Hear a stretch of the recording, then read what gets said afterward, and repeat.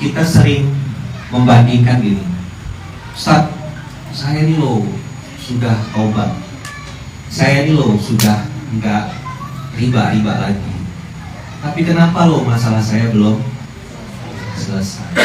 Teman saya itu nggak sholat, rajin riba, tapi rezekinya banyak.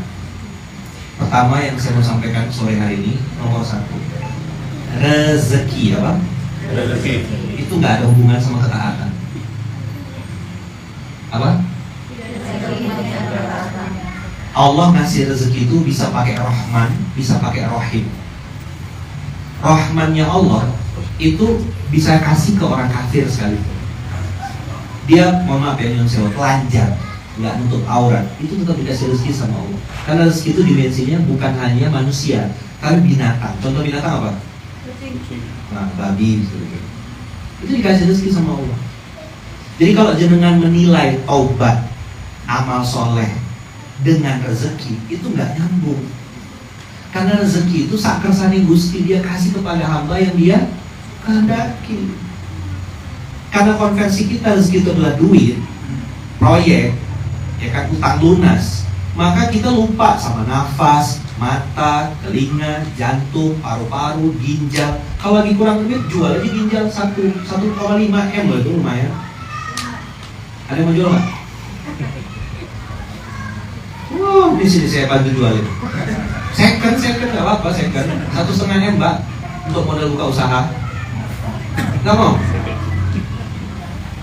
Jadi kalau harta atau rezeki adalah barometer kemuliaan, maka Fir'aun dan Qarun harus masuk surga paling dulu, surga VIP. Ya nggak? Saya udah minum beras, saya aman. Saya udah minum beras. Jilbab kami udah sama, ini udah seragam. Dresser kami udah sama. Kok dia dapat umroh, saya enggak? Memang kayaknya fisiknya berproses di proses yang sama, tapi ada sesuatu yang sedang disembunyikan Allah. Apa? Dosa masa lalunya beda-beda. Saya kan nggak tahu panjenengan yang terhormat ini apa masa lalunya. Dan di Paskas nggak pernah kita tanya, sampai dulu ngapain, siapa jenengan dulu, nggak ada urusan. Pokoknya mau mikul beras ayo. Nah, balik lagi pertanyaan awal. Ustaz, saya ini udah taubat, udah berhenti. Tadi saya ngomong sama analoginya cebok. Minum cebok ya, Mas. Jenengan pernah ke toilet? Sering. Oh sering. Buang air besar? Iya pernah. Ini siapa? Istri. Kalau cebok, panggil beliau atau cebok sendiri? Cebok sendiri. Masa? Iya. Katanya istri hidup semati. Nggak mau cebokin suami, Mbak? Mau. Oh iya. Kamu nak? Makan bakso di rumah Bu Wiwit. So sweet. Mau dicebokin. Tapi biasanya kita akan pikir untuk cebok diri sendiri. Sekarang pertanyaannya, kalaulah cebok itu saya anggap sebagai dosa, kotoran yang keluar dari tubuh kita adalah kotoran fisik, kita ceboknya minta cebok pakai tangan, pakai sabun, dan kita pakai tangan kita sendiri. Pertanyaan selanjutnya, kotoran-kotoran fisik itu kita berusaha sepetenaga untuk bersihkan sungguh-sungguh. Sekarang pertanyaan dosa aib dosa di masa lalu itu kita pakai tangan siapa bersihnya? Harusnya tangan sendiri. Salahkah mentransfer uang ke orang lain, titip gitu? Nggak salah. Tapi maksud saya pakai dan, transfer dan turun tangan langsung. Itu kenapa kita mikul beras. Bisa nggak GIB ini saya rubah polanya? Pak Kiai, sini ambil berasnya sendiri, bisa nggak? Mau nggak Pak Kiai itu ambil beras sendiri? Mau, tapi kenapa SOP-nya kita yang harus datang ke pondok? Nah, itu dia. Kita yang butuh, kita yang perlu. Karena kita pengen cebok. Maka saya sering bilang sama kawan-kawan, kalau panjenengan ngerasa di sini sudah nggak cocok, nggak apa-apa. Siapa yang maksa sampai harus bertahan di sini? Cuma saya mau kasih tahu, Allah tuh nggak perlu kita. Apa? Kita yang perlu Allah. Makanya jangan sok dibutuhkan. Coba bilang, kita yang perlu Allah. Kita yang perlu Allah. Allah nggak perlu kita. Allah nggak perlu kita. Tepuk sebelahnya bilang jangan sok dibutuhkan. Jangan sok dibutuhkan. Allah nggak perlu kamu. Allah nggak perlu kamu. Ya, jangan penuh perasaan banget gitu ya. Iya. Penuh kebencian kayaknya ya. Habis itu gelok kayaknya ya. Kedekatan emosional. Ini namanya kedekatan emosional. Ya kalau dekat bawaannya emosi ya. Jadi kesadaran ini membuat kita tuh bisa bertahan lebih lama. Oh ya Allah, nggak perlu saya. Maka tadi banyak orang yang bilang, saya sudah mikul beras, saya sudah tobat, sudah muhasabah, kok belum selesai? Jangan-jangan ceboknya belum selesai. Makanya Umar bin Khattab itu nggak mau dia gandumnya itu digantiin sama orang lain. Asistennya kan bilang, biasa aja ngangkat ya Amirul Mukminin. Enggak, kata Umar. Kamu mau dosa-dosa saya kamu yang tanggung? Enggak. Umar masak, kan ibu memasak apa? Memasak batu. Terus Umar yang masak kan? Terus ibu itu bilang, wahai Tuan, Anda lebih layak jadi khalifah daripada Umar. Dia nggak tahu yang masak itu Umar. Kok bisa Umar masak kayak gitu? Posisi Amirul Mukminin, simbol. Nah, maka saya pun secara pribadi melihat kisah-kisah itu kita balik polanya. Dan sederhana aja tadi saya bilang, Allah perlu kita atau kita yang perlu Allah? Sekarang, harta kita itu yang kita sumbangkan itu bikin Allah kaya. Tanpa duit kita Allah udah kaya. Ini abang-abang saya bawa, Bang Fajar, Bang Dimas, Bang. Saya bilang antum dulu, saya bilang bikin maksiatnya pakai apa? Maka tebus maksiatnya dengan hal yang sama. Pakai kamera, pakai film, bikin film yang baik, bikin film yang bagus, bikin film yang berkualitas. Ada nama Allah di film itu. Walaupun tidak harus kata-kata keluar, bisa pakai semiotik, bisa pakai alur cerita. Saya bilang dakwahlah dengan indah. Karena dakwah dengan keindahan, dakwah dengan kebaikan itu universal, pasti diterima. Nah, dia akan mulai ketemu filter kalau sudah masuk di zona kebenaran. Kalau sudah bicara benar, itu mulai tuh goyang. Tapi kalau bicara kebaikan, bakti sosial, hitaran massal, apa lagi? Pokoknya kebaikan-kebaikan lah, itu pasti orang terima. Tapi kalau sudah bicara kebenaran, riba haram, zina haram, wah udah mulai resisten tuh. Kapal oleng. Maka kebaikan universal, keindahan universal, kebenaran minoritas. Saya ulang ya. Keindahan itu universal. Kebaikan, keindahan apa kebenaran? Langsung minoritas. Orang kaya ikhlas, dermawan, dikit. Orang terkenal rendah hati, dikit. Orang cantik, low profile, baik, berakhlak, taat, dikit. Istri soleha, dikit. Suami soleh, dikit. Itu sudah masuk zona-zona kebenaran. Ada suami baik banget, tapi dia nggak sholat, dia baik aja. Suruh benar nggak mau, suruh umroh nggak mau. Banyak. Jepang, tahu Jepang? Jepang tuh baik nggak? Baik, tapi nggak benar Jepang itu. Saya kan udah pergi ke sana berapa kali, lihat gitu. Mabuk, apa? Toko untuk alat-alat seks itu dijual bebas. Jepang baik, tapi nggak benar. Maka teman-teman ini sedang OTW dari orang yang pernah bermaksiat, lalu belajar dari orang baik, menuju kepada kebenaran. Siap-siaplah nanti kalau sudah masuk ke zona kebenaran itu, amat sangat sedikit sekali. Apa? Amat sangat sedikit sekali. Apa first impression yang akan teman-teman dapat ketika sudah mulai masuk di zona kebenaran? Nomor satu, ditinggalkan, dijauhi. Itu tanda jenengan sudah masuk di zona kebenaran. Karena orang udah bilang, lu gak asik bro. Benar itu minoritas. Nabi Muhammad tuh waktu bicara dagang, waktu 0 sampai 40 tahun, semua orang merapat gak sama Rasulullah? Julukannya apa? Amin. Begitu dia dapat gelar Nabi, membawa risalah, memisahkan antara hak dan batil, langsung ditinggalkan gak? Maka siap-siaplah yang ada di zona-zona kebenaran itu pasti akan ditinggalkan. Dan saya mau kasih tahu sama kawan-kawan semuanya, saya mau kasih tahu, antum jangan pernah berpikir bahwasanya kebenaran itu sama dengan kebanyakan orang. Kebanyakan orang itu justru malah kebalikannya. Jadi siap-siaplah dengan yang minoritas, berbahagialah dengan yang sedikit. Karena yang disebut Allah dalam Quran yang sedikit, qalilan ma tashkurun, qalilan ma tadzakkarun, sedikit yang ingat, sedikit yang bersyukur. Maka pernah para ulama itu berdoa, ya Allah, wa'alana minal qalil, semoga kami termasuk golongan yang sedikit. Yang di surga VIP itu sedikit. Dah jelas? Sekarang bagaimana supaya bisa fokus? 5. Berapa? 1. Istiqomah. 2. Wafat husnul khotimah. 3. Alam barzahnya indah. Yang keempat, satu surga sama Rasulullah. Yang kelima, bisa berjumpa dengan Allah. Saya sudah sering sampaikan ini kan, ping sewu. Analoginya gini, dari sini sampai mau ke toilet, di depan situ ada toilet, di bawah pohon itu, di bawah tiang listrik itu, tiang itu ada toilet.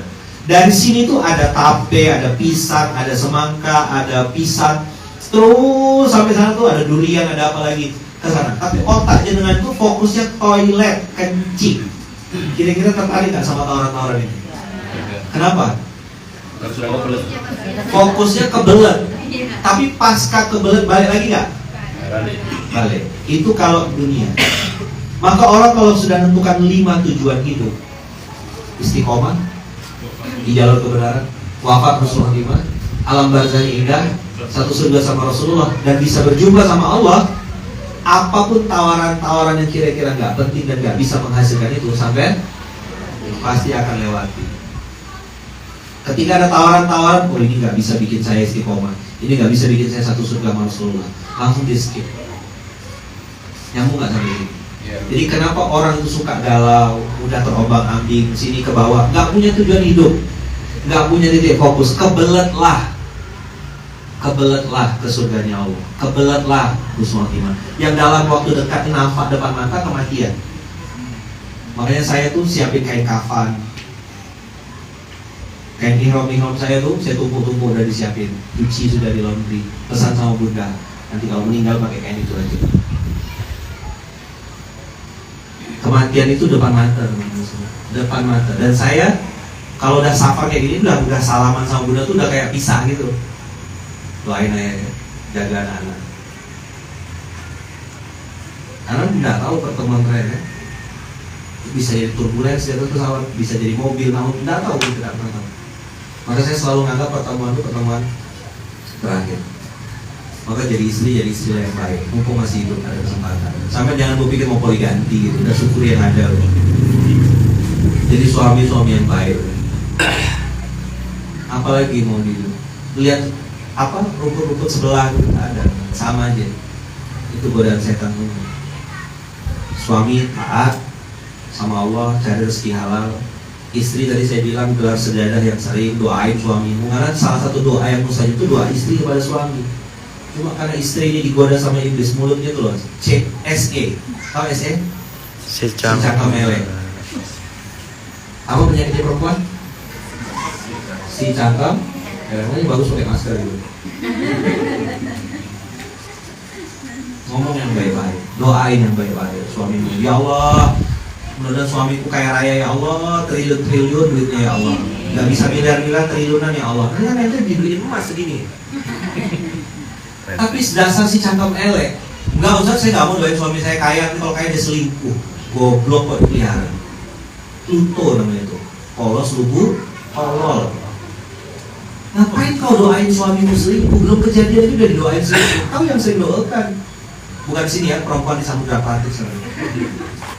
Jangan doain kayak gitu. Doain dia setia, baik, segelas dia. Kan bisa kirim kayak, ayo punya handphone bagus-bagus kan? Kirim foto lo lagi sholat duha, selesai sholat duha ya, bukan pas sholat ya. Assalamualaikum suamiku, aku lagi sholat duha, tidak kayak gitu ya. Kirim foto sama dia, cek difotoin. Suamiku, engkau sedang mencari rezeki, aku kirimkan Al-Fatihah terbaikku dari atas sejadahku. Oh, itu dia keluar cari rezeki, semangat luar biasa itu. Main keyboard tuh sampai 3 kaki main. Coba udah lama Ustaz, ngapain sih kirim-kirim kayak gitu? Suamimu perlu itu. Tanya sama bapak, apa rasanya kalau dikirim video kayak gitu? Gak usah 1 menit, 13 detik, 12 detik. Wahai suamiku, engkau sedang safar, aku mendoakanmu dari atas sejadahku. I love you more. Makan bakso di rumah gue, so sweet. Itu bikin dia semangat. Gak mungkin dia selingkuh. Si ubur-ubur, pelakor-pelakor itu suka kirim-kirim kayak gitu sama dia. Kamu lagi ngapain? Lagi sama istriku. Ya udah, take your time ya. Pelakor. Otaknya duit, ubur-ubur. Gak tahu. Jenengan yang istri halal kok takut. Kirimin doa terbaik. Itu 1 kalau perempuan. Kalau laki-laki tadi 2 kan? Taat sama Allah dan 2 komitmen cari duit halal. Kalau perempuan 1, kirim doa yang sering buat suami. Di atas sejadah, habis doa, lagi pakai mukena, foto bilang mendoakanmu wahai suamiku. Sering-sering. Yang kedua, jamu. Jaga apa? Nah, CO.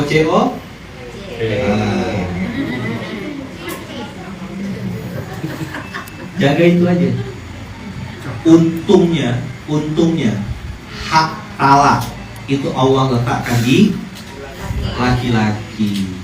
Bisa kebayang kalau talak itu di mulutnya perempuan. Baru nikah pagi langsung bertaburan laki-laki, duda-duda bertaburan. Ada di atas pohon, ada di tiang listrik, duda semua. Iya kan? Ngapain mas di warung kopi? Habis kena jadi duda. Untung. Maka perempuan PR-nya apa? Mulut mulai yang bikin kau selamat, mulutmu juga yang bikin kau tersesat. Nah, itu sudah pas 18 menit sudah lebih ya. Matur nuwun sangat, terima kasih banyak. Saya nggak tahu materi ini diperlukan atau enggak. Oh iya, tapi saya lihat wajahmu kontenku gitu ya. Saya doa sama Allah, ya Allah kasih saya materi, Allah kasih saya materi, ya Allah. Begitu lihat wajah-wajah tuh mau nggak pakai materinya. Wajah-wajah tanpa dosa. Ya, wajah-wajah tanpa dosa ini loh. Samara, sama-sama kena marah. Hati-hati ya, jangan sampai sudah pakai baju paskas, jilbab paskas, pakai pin paskas, dress code-nya udah keren-keren, masih SE. Si cangkem melek. Yuk semuanya, jamu. Apa jamu? Jaga mulut. Yang kedua, jati. Jaga hati. Jangan sampai ini rusak, ini pun rusak. Nauzubillah. Ya, sip. 5 tujuan hidup. 1, istiqomah. 2, wafatnya husnul khotimah. 3, ala barzakh ibadah. 4, satu sunnah sama Rasulullah. Yang kelima, bisa berjumpa dengan Allah. Mudah-mudahan 5 tujuan hidup ini bikin kita fokus, semangat. Jadi kalau ada si cakep elek, antum skip. Ya, senyumin aja. Oke? Sip? Matur nuwun sangat. Semoga kita semuanya selalu dalam lindungan dan kasih sayang Allah. Kita berdoa sama-sama semoga apa yang kita makan tadi jadi energi untuk beramal soleh. Menjadikan kita sebagai hamba yang pandai bersyukur, menjadi wasilah datangnya ketenangan, kebahagiaan, keberkahan dan keistiqomahan. Kita doakan semoga semua keluarga besar. Semua keluarga besar yang menyajikan, yang menyiapkan keluarga besar Mojang, Mojokerto, Jombang, dijaga Allah, dilindungi Allah. Mbak Ita, Mas Obi yang punya rumah ini tolong doakan semoga rumah ini segera laku. Karena niatnya mau dijual untuk kemaslahatan, untuk kebaikan, untuk kebermanfaatan umat. Ini rumahnya ada di daerah Mojokerto. Kita doa sama-sama semoga rumah ini segera dibeli oleh orang baik, ya kan? Dijual dengan cara-cara yang baik dan Allah kasih takdir yang terbaik. Ala hadinya sholli al-Fatihah.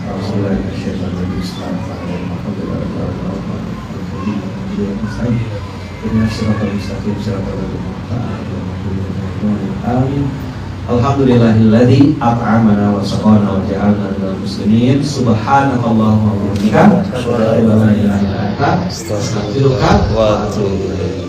Barakallahu fikum, berkah selalu. Assalamualaikum warahmatullahi wabarakatuh.